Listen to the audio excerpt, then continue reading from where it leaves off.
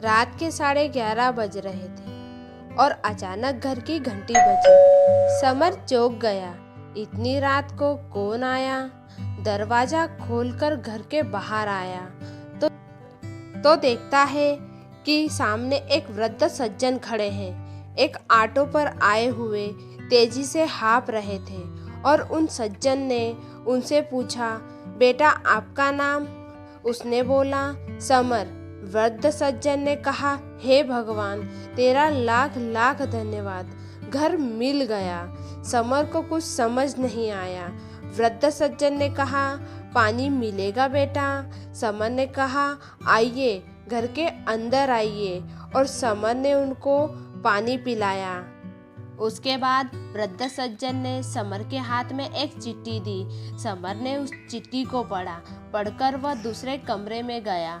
4-5 minute में summer वहां वापस आया और उस ऑटो वाले को कहा, भाई साहब आप चले जाइए, और वृद्ध सज्जन का सामान उतारकर घर के अंदर ले आया और कहा, अंकल रात बहुत हो गई है, आप सो जाइए, मैं आपका काम कल सुबह कर दूंगा।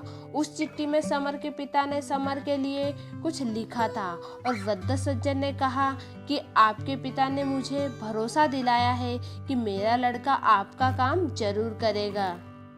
आप बिना किसी चिंता के निसंकोच वहां चले जाओ।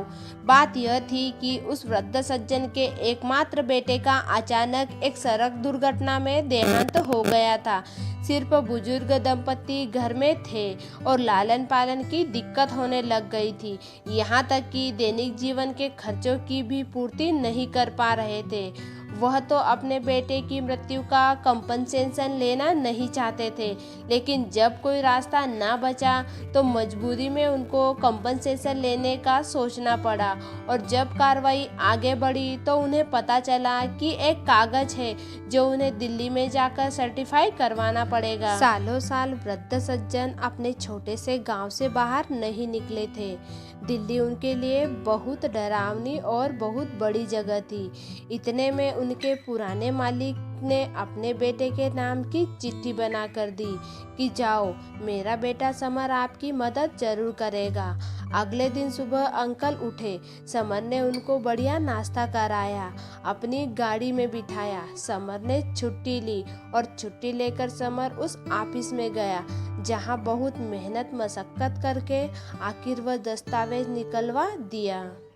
दस्तावेज सर्टिफाइड कराने के बाद अंकल के बस का टिकट करा दी। टिकट के साथ मिठाई का एक डब्बा दिया और बस स्टैंड पर छोड़कर निकलने ही वाला था कि इतने में वृद्ध सज्जन ने हाथ जोड़कर कहा, समर बेटा, तुम्हारे पिता धन्य है कि उन्होंने तुम्हारे जैसी संतान को पैदा किया। वे बहुत भाग्यशाली है। तुम कुछ कहना चाहते हो क्या? मैं आपके पिता को संदेश दे दूंगा।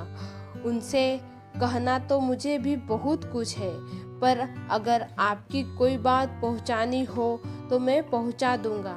समर पल भर के लिए एकदम शांत हो जाता है, फिर धीरे से कहता है, माफ कीजिएगा अंकल, आपसे एक बात कहना चाहता हूँ। वे सज्जन बोले, कहिए ना बेटा। समर ने कहा, अंकल, मैं वह समर नहीं हूँ जिससे आप मिलने आए थे। उस वृद्ध सज्जन ने हैरानी से कहा, पर बेटा, तुम्हारे मकान के बाहर तो समर निवास लिखा था। हाँ, वह मेरा समर निवास है।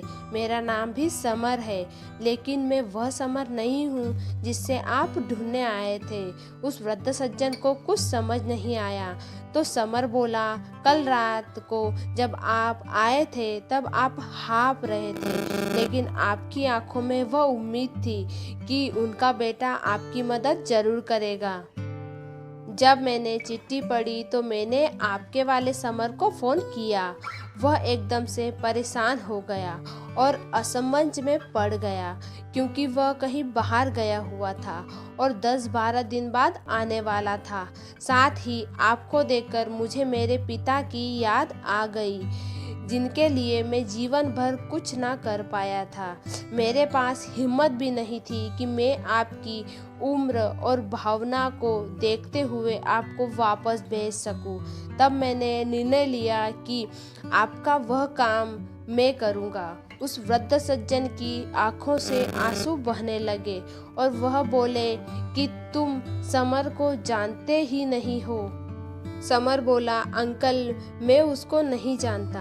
आपकी चिट्ठी में उनका फ़ोन नंबर था। मैंने उन्हें फ़ोन लगाया। उस पर उन्होंने फिर से पूछा, तुम वह समर भी नहीं हो? वह फिर से बोला, हाँ मैं वह समर भी नहीं हूँ। उस पर उस वृद्ध ने कहा, फिर भी तुमने मेरे लिए छुट्टी ली और इतना किया। कौन करता है? भगवान नहीं होता। कौन कहता है कि ईश्वर नहीं होता? इसको बार बार दोहराते हुए वह बस बैठ कर चले गए। समर अपने घर पहुंचा और उस रात उसे अपने जीवन की सबसे ज्यादा सुकून वाली नींद आई।